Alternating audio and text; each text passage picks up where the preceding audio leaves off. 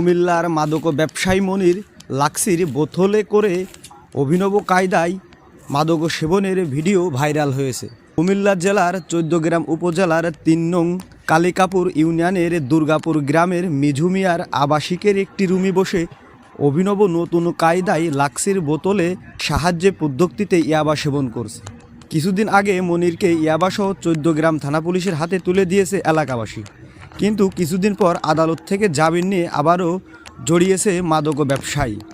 দেশে আইনের জাল ফাঁকা থাকার কারণে এসব অপরাধীরা বারবার অপরাধ করতে আনন্দ পাচ্ছে। স্থানীয় এলাকার প্রতিনিধিরা বলেন, রাতের আধারে মুনিয়া মাদকের ব্যবসা করেন। মাদকের সাথে জড়িত থাকায় মনিরের নামে মাদকের কয়েকটি মামলাও রয়েছে।